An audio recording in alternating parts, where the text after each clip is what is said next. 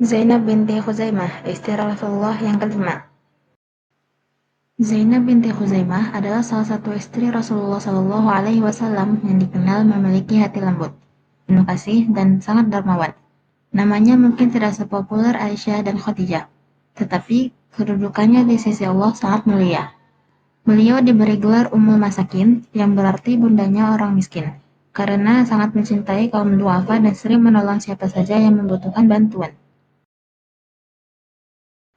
Zainab lahir sekitar 13 tahun sebelum Nabi Muhammad diutus menjadi rasul.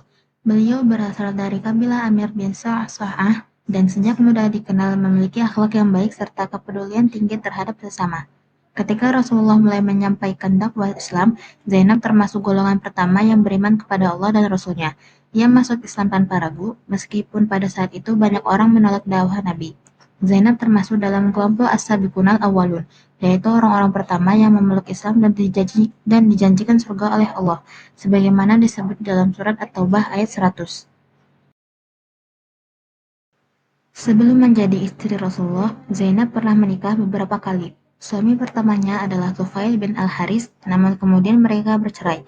Lalu beliau menikah dengan Ubaid bin Al-Haris, seorang sahabat Nabi yang gugur di medan perang. Setelah itu, Zainab menikah lagi dengan Abdullah bin Jahsy, yang juga meninggal dunia dalam perang Uhud. Setelah wafatnya Abdullah bin Jahsy, Rasulullah Shallallahu Alaihi Wasallam menikahi Zainab pada bulan Ramadan tahun ketiga Hijriah dengan mahar 400 dirham. Saat itu usia beliau sekitar 29 tahun. Pernikahan Zainab dengan Nabi berlangsung singkat, hanya beberapa bulan saja karena Zainab wafat tak lama setelah menikah. Rasulullah sangat berduka atas kepergiannya dan beliau sendiri yang menyolatkan jenazahnya. Zainab dimakamkan di pemakaman Baqi, Madinah. Zainab dikenal dengan kelembutan hatinya. Ia memiliki sifat dermawan, sabar, dan ikhlas. Kecintaannya kepada orang miskin sudah tampak bahkan sebelum beliau masuk Islam. Setelah memeluk Islam, semangatnya untuk berbuat baik semakin besar. Ia selalu berusaha membantu orang-orang yang kesulitan, baik dengan tenaga, waktu, maupun harta. Karena itulah masyarakat menjulukinya sebagai Ummul Masakin. Zainab juga dikenal rajin beribadah.